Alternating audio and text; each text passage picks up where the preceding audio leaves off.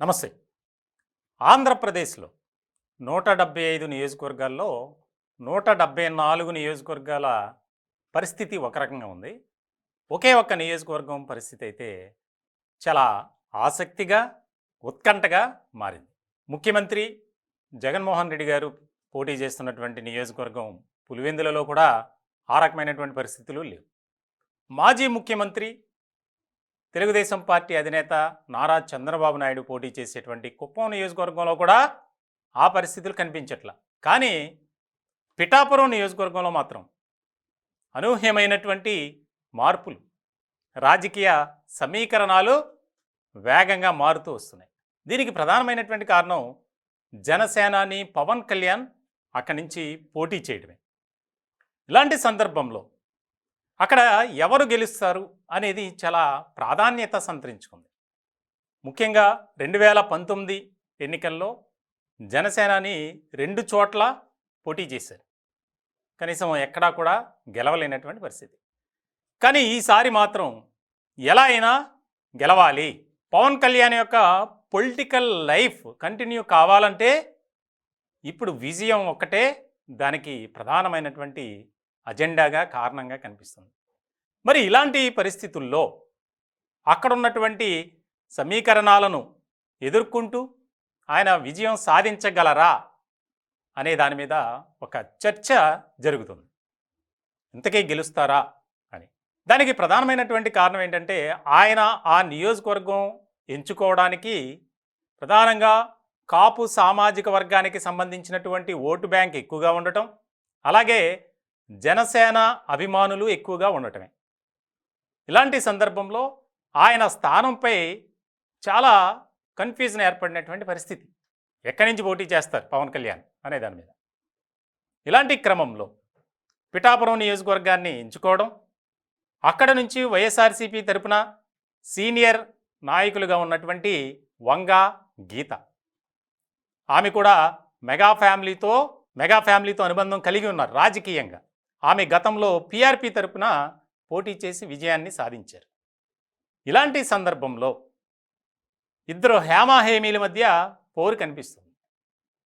మరి ఆయన విజయం సాధించగలరా అనేది మాత్రం 50-50గా కనిపిస్తుందట. ఇప్పటి వరకు వార్ వన్ సైడ్ అన్నట్లు జనసేన వైపు తిరిగింది. కానీ ఇప్పుడు మాత్రం దానికి కాస్త భిన్నంగానే సమీకరణాలు మారుతూ వస్తున్నాయి. ఇలాంటి సందర్భంలో తాజాగా తన సోదరుడు మెగాస్టార్ చిరంజీవి కూడా ఒక వీడియో ద్వారా పిఠాపురం ఓటర్లను అభ్యర్థించడం కూడా అత్యంత ప్రాధాన్యత సంతరించుకుంది. అలాగే మెగా ఫ్యామిలీలో యువ హీరోలు, ఒక రకంగా చెప్పాలంటే తెలుగు సినీ పరిశ్రమలో ఉన్నటువంటి ప్రముఖ హీరోలు కానీ, అలాగే కొంతమంది ఆయా రంగాలకు సంబంధించినటువంటి విభాగాలకు సంబంధించినటువంటి ప్రముఖులు ఆయన విజయం కోసం పరితపిస్తున్నారనే చెప్పాలి. ఇటువంటి క్రమంలో ఆయన చాలా ఆశలు పెట్టుకున్నారు పవన్ కళ్యాణ్ పిఠాపురం నియోజకవర్గంపై ఖచ్చితంగా గెలవాలి. ఇలాంటి క్రమంలో కాపు ఉద్యమ నేత ముద్రగడ పద్మనాభం ఏ రకమైనటువంటి వ్యవహార శైలితో ఆయన మాట్లాడారు, తర్వాత యూటర్న్ తీసుకున్నారు అనేది మనం చూసాం.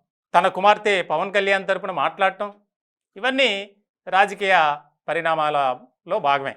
ఇలాంటి సందర్భంలో చాలా ముఖ్యమైనటువంటి అంశంగా ఇది రాష్ట్ర రాజకీయాల్లో మారింది.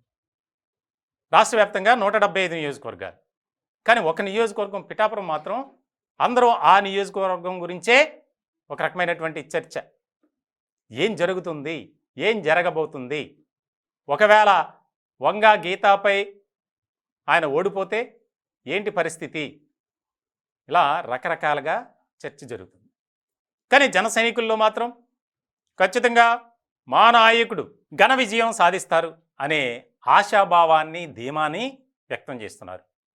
ఏది ఏమైనప్పటికీ పిఠాపురం నియోజకవర్గంలో క్షణక్షణం రోజు మారుతున్నటువంటి రాజకీయ సమీకరణాలు, ముఖ్యంగా అక్కడ ఉన్నటువంటి స్థానిక ఓటర్లు ఎవరికి మొగ్గు చూపిస్తారు, ఓటర్ల తీర్పు ఏ విధంగా ఉండబోతుంది అనేది కూడా రాజకీయ వర్గాల్లో ఒక ఆసక్తికరమైనటువంటి చర్చగా సాగుతుంది.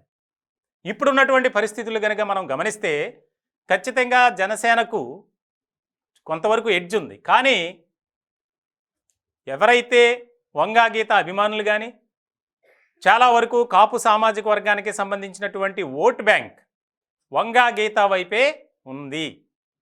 ఓటర్లంతా ఆమెకే జై కొడుతున్నారనేది కూడా స్థానికంగా ఒక మాట వినిపిస్తుంది.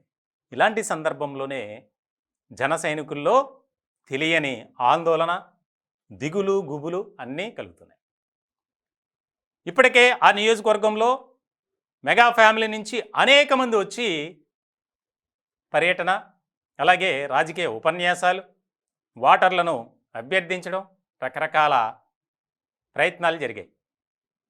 అలాగే జబర్దస్త్ టీం కొంతమంది సభ్యులు, అలాగే బయట హీరోలు, కొంతమంది ట్వీట్స్, కొంతమంది వీడియోలు, ఏదో రకంగా పవన్ కళ్యాణ్ని గెలిపించండి, చట్టసభల్లో ఆయన మాట మనం వినాలి, నియోజకవర్గాన్నే కాదు రాష్ట్రాన్ని అభివృద్ధి చేసే నాయకుడిగా ఒక అంతులేని ఒక విశ్వాసంతో ముందుకు వెళ్తున్నటువంటి వ్యక్తి పవన్ కళ్యాణ్. కాబట్టి ఆయన్ను పిఠాపురం నియోజకవర్గ ప్రజలు గెలిపించుకోవాలి అనే ఒక మెసేజ్ను కూడా బయటకిస్తున్నటువంటి తరుణంలో ఏ రకమైనటువంటి పరిణామాలు చోటు చేసుకుంటాయనేది చాలా ఆసక్తికరంగా మారినటువంటి వ్యవహారం.